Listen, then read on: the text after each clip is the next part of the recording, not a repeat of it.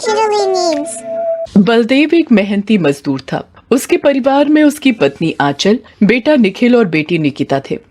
दोनों बच्चे पास ही के सरकारी स्कूल में पढ़ने जाते थे। आंचल घर को संभालती थी और बलदेव रोज काम पर जाता और महीने भर बाद उसे छोटी सी पगार मिलती। जिस दिन पगार मिलती उस दिन घर में कुछ और ही रौनक होती। सबको लगता है कि इस महीने तो जो जो सोचा हुआ है वो सब खरीद लेंगे, लेकिन 5 दिन के अंदर अंदर ही सब कुछ पहले जैसा हो जाता। आज भी वैसा ही एक दिन था। बहुत गर्मी है बाहर। बेटी निकिता, जरा एक गिलास पानी तो पिला। ये लो बाबा, बहुत गर्मी है बाबा, मैं अभी आपके लिए शरबत बना कर लाती हूँ। आज तो आपको पगार मिली होगी। तुझे और कोई दिन याद नहीं रहता, लेकिन जैसे ही मेरी पगार का दिन आता है वैसे ही तुझे याद आ जाता है कि आज 1 तारीख है। आपके साथ साथ मैं भी बहुत मेहनत करती हूँ, इतना तो बनता ही है। सुनो, मैं क्या सोच रही थी कि इस बार शुरू से ही थोड़ा हाथ खींच कर रखेंगे। बाबा, रोज पैसे मांगना अच्छा नहीं लगता, आप हम दोनों को आज ही 100 रुपए दे दो। बलदेव अपनी पगार निकाल कर आंचल को दे देता है। आंचल उसमें से 100 रुपए दोनों बच्चों को दे देती है। ध्यान से खर्च करना बच्चों। मैं तो ध्यान से ही खर्च करता हूँ माँ, आज तक मैंने कभी कोई फिजूल खर्ची की है। अगले दिन सुबह दोनों बच्चे स्कूल चले जाते हैं। स्कूल से आते समय निखिल और निकिता देखते हैं कि एक बच्चा जैसे ही अपनी स्कूल बस से उतरकर अपने घर की तरफ जाता है, मोड़ पर एक बाइक वाले से उसकी टक्कर हो जाती है, जिससे उसे मामूली चोट आती है। निखिल भागकर उस लड़के को उठाता है। अरे, तुम्हें तो चोट आ गई है, तुम कहाँ रहते हो? चलो मैं तुम्हें तुम्हारे घर तक छोड़ाऊं। बस सामने ही मेरा घर है भैया, आप बस मेरा बैग ले लो, मैं घर चला जाऊंगा। निकिता उस लड़के का बैग उठा लेती है और निखिल उसे सहारा देकर उसके घर छोड़ने जाता है। अरे बेटा, क्या हुआ तुम्हें? कुछ नहीं आंटी, एक बाइक वाले से इसकी टक्कर हो गई, हमने इसको देखा तो छोड़ने आ गए। तुमने बहुत अच्छा किया बेटा, तुम दोनों बहुत अच्छे हो। चलो अंदर आओ, बहुत गर्मी हो रही है। निकिता और निखिल दोनों घर के अंदर जाते हैं और आराम से सोफे पर बैठ जाते हैं। वाह, कितना ठंडा है ये कमरा, यहाँ तो ऐसा लग रहा है जैसे सर्दी हो। कितना अच्छा लग रहा है एसी वाले कमरे में बैठकर। काश हमारे पास भी एसी होता, तो बाबा जब काम से आते हैं तो कितना भीगे होते हैं पसीने में। अगर इतना ठंडा कमरा उन्हें मिल जाए तो कितना अच्छा होगा। तभी उस लड़के की माँ दोनों बच्चों के लिए कोल्ड ड्रिंक और कुछ खाने के लिए लाती है। दोनों बच्चे कोल्ड ड्रिंक पीकर वहां से चले जाते हैं। बाहर आकर, दीदी, उनका कमरा देखा था, कितना ठंडा था, पता ही नहीं चल रहा था कि बाहर इतनी गर्मी है। हाँ, मुझे भी बहुत अच्छा लग रहा था, दिल कर रहा था कि वहां से उठूं ही ना। काश निखिल हमारे पास भी एसी होता। दोनों बच्चे गर्मी और एसी की बात करते करते घर पहुंच जाते हैं। आज बड़ी देर लगा दी तुम दोनों ने, कहाँ रह गए थे? कोई बच्चा था माँ, उसको चोट लग गई थी, उसे उसके घर छोड़कर आए।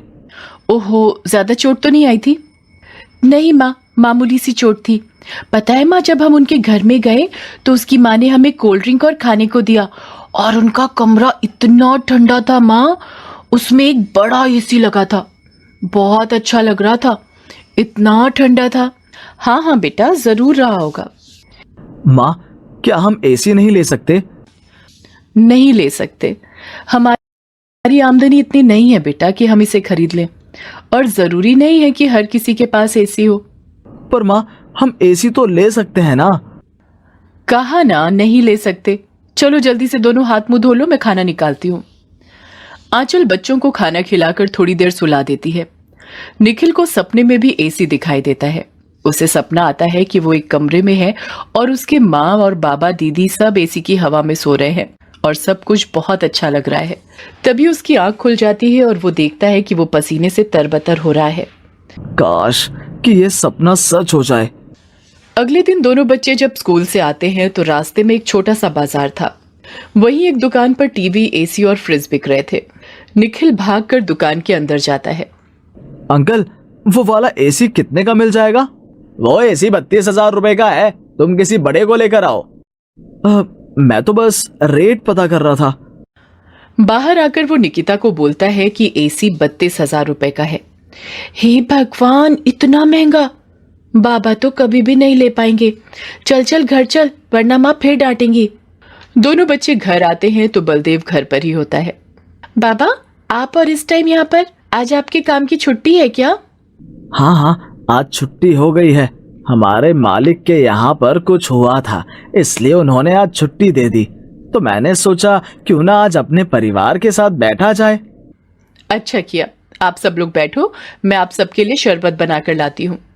सब बैठकर शरबत पीते हैं। गर्मी की बात चल पड़ती है तो निखिल अपने बाबा को बताता है कि आज वो एसी की दुकान पर एसी पता करने गया था। अरे बेटा, एसी तो जैसे तैसे करके भी ले लेंगे, लेकिन तुम्हें पता है जब एसी चलता है तो बिजली का बिल कितना आता है? घर का सारा बजट बिगड़ जाएगा। वैसे भी महीना खत्म होते होते हाथ में कुछ नहीं बचता। तुम्हारे बाबा बिल्कुल सही कह रहे हैं बेटा, इसलिए तुम दोनों सिर्फ अपनी पढ़ाई पर ध्यान दो। जब तुम कुछ बन जाओगे तो हम एसी भी ले लेंगे। दोनों बच्चे मन मारकर बैठ जाते हैं। एक हफ्ता ऐसे ही बीत जाता है। फिर एक दिन बलदेव एक सेकंड हैंड विंडो एसी लेकर घर आता है, जिसे देखकर दोनों बच्चे बहुत खुश हो जाते हैं। एसी लगा दिया जाता है और उसकी ठंडी हवा पूरे घर को ठंडा कर देती है। ये क्या, आप भी बच्चों की बातों में आ गए? मेरे मालिक ने अपना सारा घर का एसी बदलवाया है। ये मुझे 1000 रुपए में पड़ा। कोई नहीं, बच्चों को एसी चाहिए था। नहीं नहीं, बच्चे ऐसे जिद करते ही रहते हैं, पर हम लोगों को बहुत सोच समझ कर खर्च करना चाहिए। अब इसका बिल कौन देगा? हम इस्तेमाल करेंगे तो हम ही देंगे।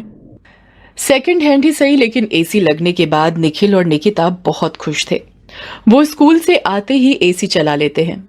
आंचल बहुत मना करती, लेकिन बच्चे उसकी कुछ नहीं सुनते। रात को भी सारा परिवार एसी की ठंडी हवा में सोता। अगर आंचल उसे बंद कर देती तो बच्चे फिर से चला देते हैं। एक महीने बाद जब एसी का बिल आता है, ये देखो बिजली का बिल 4000 रुपए आया है। अरे भाई, फिर ये अमीर लोग 6-6 एसी कैसे लगा लेते हैं? अब क्या होगा? मेरी तो तनख्वाह ही 10,000 रुपए है। मैंने तो पहले ही कहा था कि अपनी चद्दर देखकर पैर पसारो।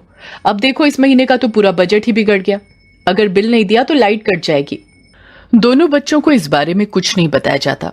बलदेव बिल जमा कराकर आ जाता है। आंचल बहुत परेशान होती है। आखिर में वो अपनी पड़ोसन के पास जाती है। बहन, तुम तो बड़ी बड़ी कोठियों में काम करती हो, क्या तुम मुझे भी काम दिला दोगी? क्या हुआ आंचल, तू बड़ी उदास लग रही है। तूने तो आज तक कभी भी नौकरी नहीं करी, फिर अचानक ऐसी क्या जरूरत आन पड़ी है?